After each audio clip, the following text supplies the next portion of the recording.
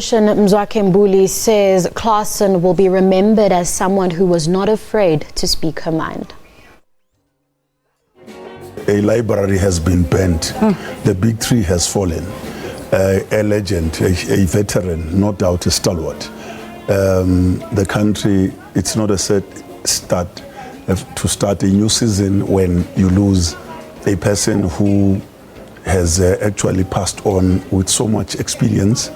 I'm sure when people talk of Thandi Klaasen, people think of Miriam Makeba, Dorothy Masuka, you know, your Abigail Gupek and them.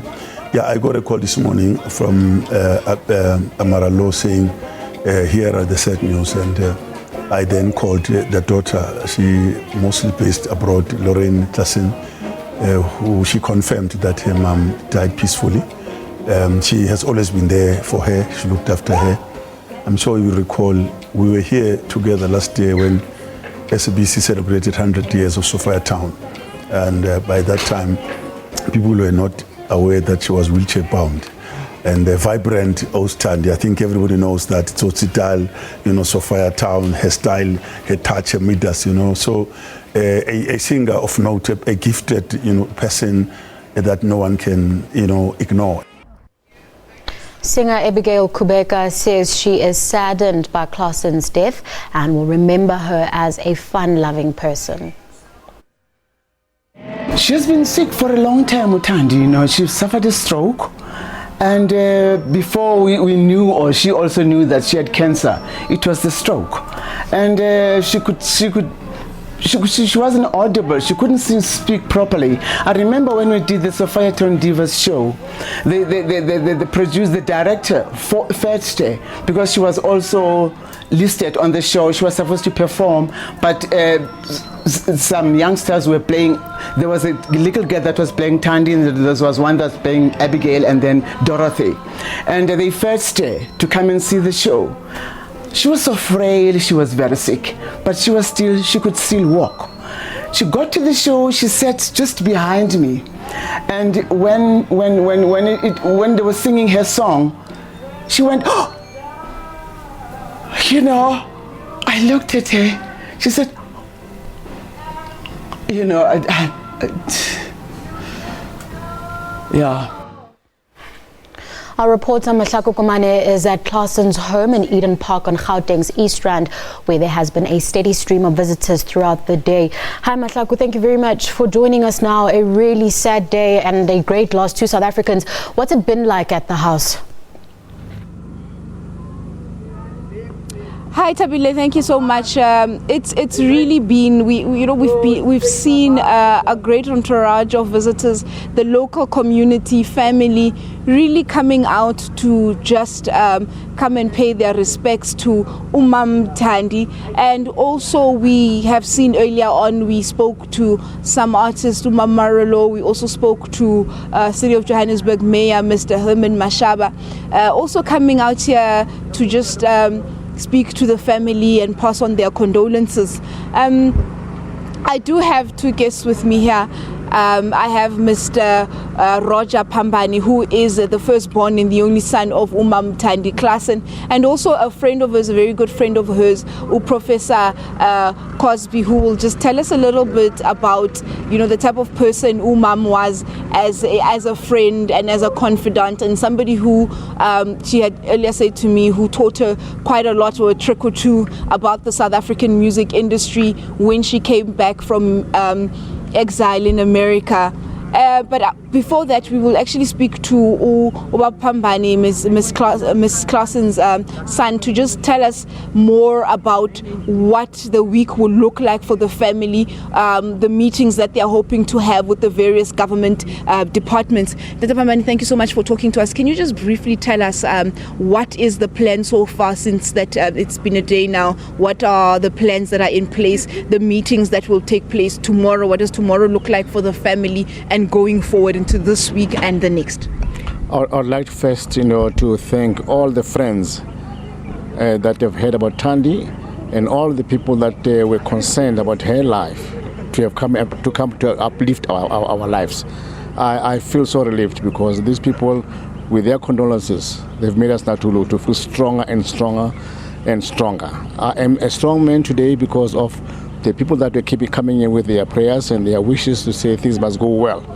So far is now on Wednesday next week, that is on the 25th, there's going to be a memorial service. And the funeral will take place on the 27th. That's going to be on a Friday. And we have done all those arrangements. It looks like now things are getting shape. And they're getting shape, and us as well, spiritually, we are also getting shape. And we thank you very much for, to have come and, put us together. So far, I would like to say to everybody that has come, the ministers, they've come, and the friends have come, relatives, they've been phoning through from far and wide to say they are with us and they are coming on their way to come and sort of now be with us on this heavy time. So it was heavy, yes, but it's getting more lighter. And thank you to everybody about all that. Thank you. Thank you, Tate Roger. I'll let you go. Ma'am Cosby, can you just please tell us, I know, Prof, that you were a very good friend of Umam Klaasen. Can you just please briefly tell us about your relationship, your very fond memories of her? Okay.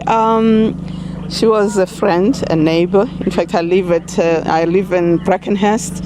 So she used to invite me, I would come with my brother and friends.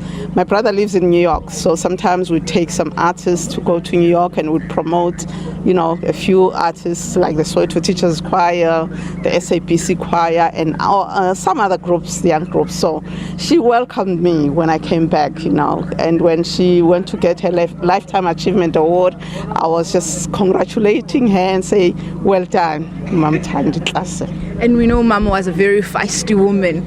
Can you just tell us about some of the good times that you shared together?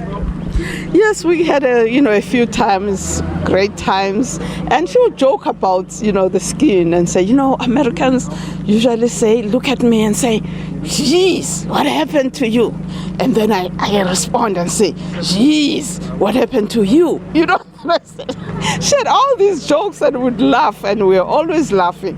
But what I liked about her is just the spirit. She never said, I'm an artist, feel sorry for me. She had this high self-esteem of knowing who she was. And she always talked about her daughter, the daughter in Canada. And I said, I'll meet her one day. Maybe when I go to New York again, I'll go to Canada. So we shared a lot of good, memories. And all the neighbors here just loved her. Just come here, they would come here, we'll all laugh, and it was, we'll miss her. I can say we'll really miss her. And we shared a stage together at, when ANC celebrated the Freedom Charter in Kliptown.